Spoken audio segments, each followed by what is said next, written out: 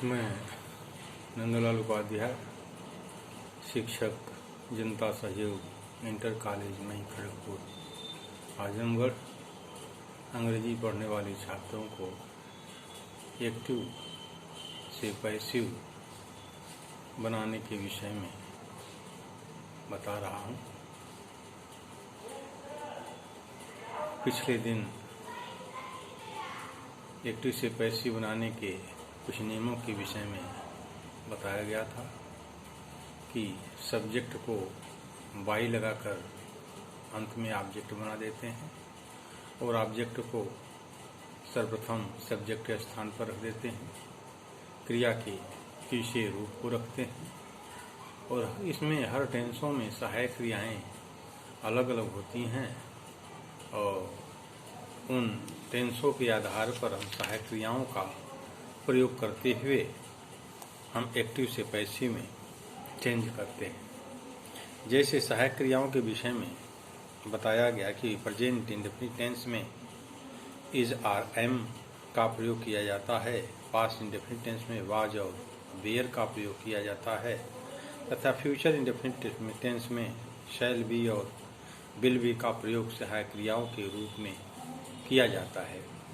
इसी प्रकार से प्रेजेंट कॉन्टिन्यूअस टेंस में is being, am being, are being का प्रयोग एवं पास्ट कॉन्टिन्यूअस टेंस में वाज बीइंग और वेयर बीइंग का प्रयोग किया जाता है।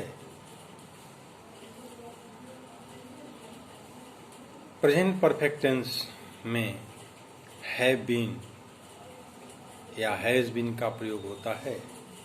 पास्ट परफेक्ट टेंस में हैड बीन या फ्यूचर परफेक्ट टेंस में विल हैव बीन या शैल हैव बीन का प्रयोग सहायक क्रिया के रूप में किया जाता है और क्रिया के तीसरे रूप का प्रयोग हर टेंसों में होता है। 4 टेंसों को छोड़ करके शेष 8 टेंसों को हम एक्टिव से पैसिव में बदलते हैं। Present perfect continuous tense, past perfect continuous tense, future perfect continuous tense तथा फ्यूचर परफेक्ट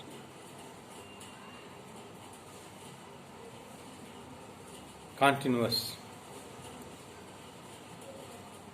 का नहीं बनता है। फ्यूचर कॉन्टिन्यूअस का नहीं बनता है, शेष 8 का बनता है। हम प्रेजेंट इंडेफिनिट टेंस के विषय में पिछले दिन बताए थे। आज पास्ट इंडेफिनिट टेंस से पुनः शुरू करते हैं। इस लड़के ने एक पत्र लिखा था। एक्टिव में होगा this boy wrote a letter. This boy wrote a letter. A letter object है, इसको सब्जेक्ट के स्थान पर ले जाएंगे, लिखेंगे ए लेटर और दिस बॉय सब्जेक्ट है, उसको ऑब्जेक्ट के स्थान पर ले जाएंगे, लिखेंगे बाय द बॉय।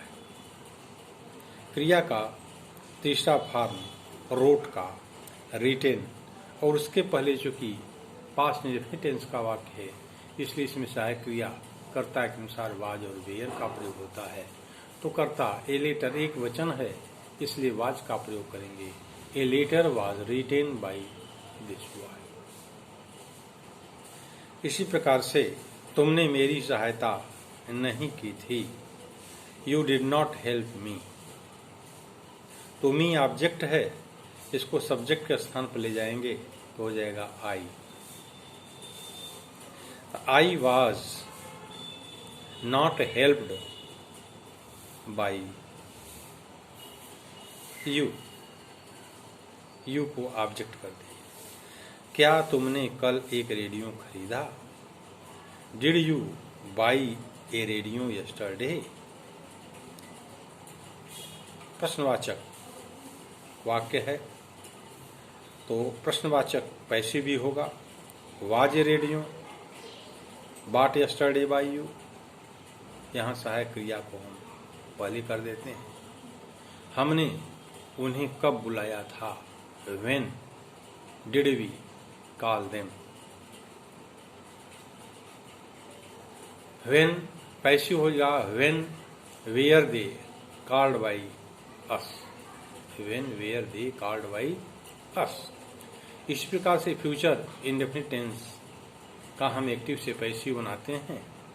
तो वह लड़की एक पत्र लिखेगी, इसमें सहायक क्रिया के रूप में शैल बी और विल बी का प्रयोग किया जाता है।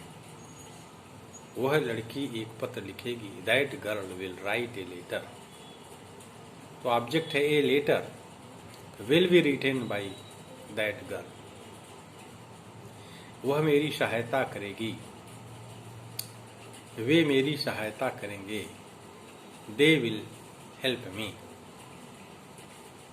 मी ऑब्जेक्ट है तो सब्जेक्ट के स्थान पर आई हो जाएगा। I shall be helped by, they का ऑब्जेक्ट देम हो जाएगा। मास्टर साहब आज तुम्हें अंग्रेजी नहीं पढ़ाएंगे। The teacher will not teach you English today. You object है, you will not be taught English today by the teacher। इसमें दो ऑब्जेक्ट है।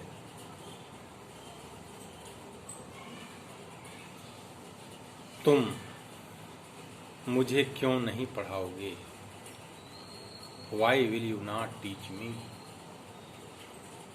पैसिव में Why shall I not be taught by you। इसी प्रकार प्रेजेंट कॉन्टिन्यूअस टेंस में सहायक क्रिया के रूप में इज आर एम के साथ बीइंग का प्रयोग होता है।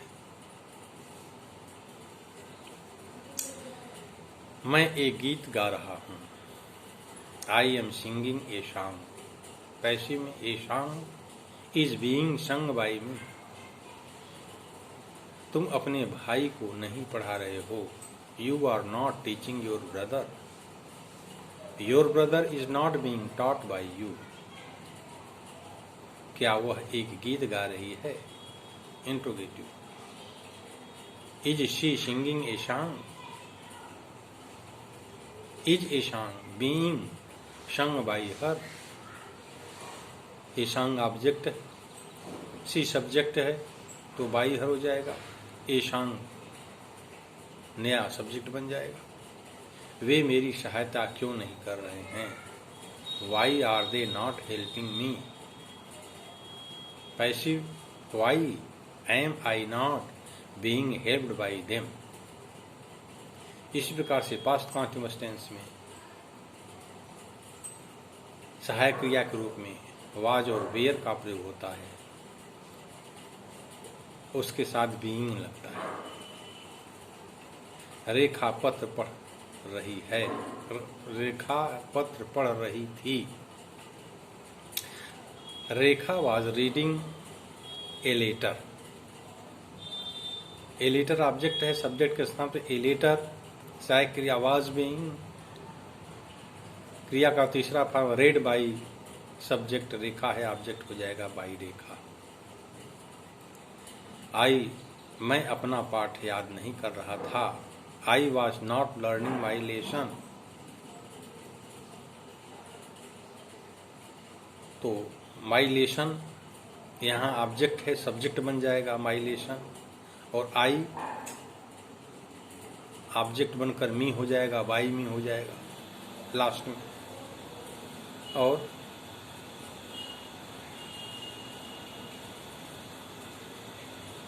तो my lesson was not being learn by me. क्या वह कल एक गीत गा रही थी, interrogative past continuous tense. Was she singing a song yesterday. Passive was a song being sung yesterday by her. इसी प्रकार से प्रेजेंट परफेक्ट टेंस में मैंने यह कार्य कर लिया है, I have done this work. Passive this work object, this work subject हो जाएगा, दिस वर्क इसमें सहायक क्रिया हैज बीन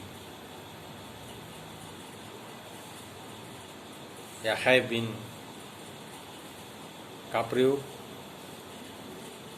तो I have done this work has been done by me. Mohan ने तुम्हारे नौकर को नहीं पीटा है। Mohan has not beaten your servant.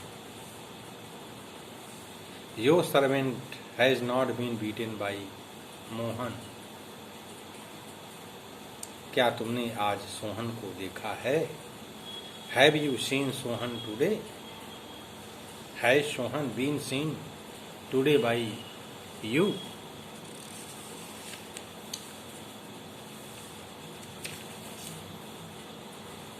तुमने अपने मित्र की सहायता क्यों नहीं की है? Why have you not helped your friend? Passive voice. Why has your friend not been helped by you? Past perfect tense में मैंने यह कार्य सुबह से पहले ही कर लिया था। I had done this work before morning. Passive में this work had been done before morning by me. Meera पहले ही पत्र लिख चुकी थी। Meera had already written a letter.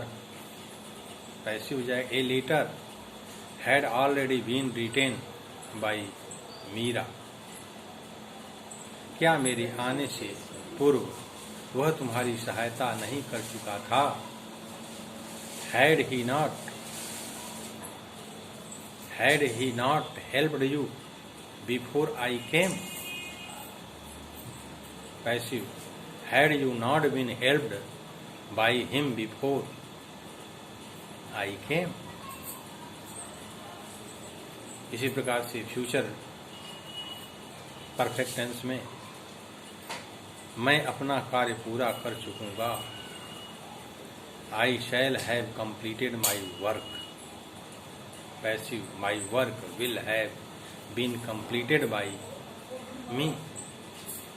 चपरासी घंटा नहीं बजा चुकेगा। The peon will not have rung the bell. Passive the bell will not have been rung by the peon.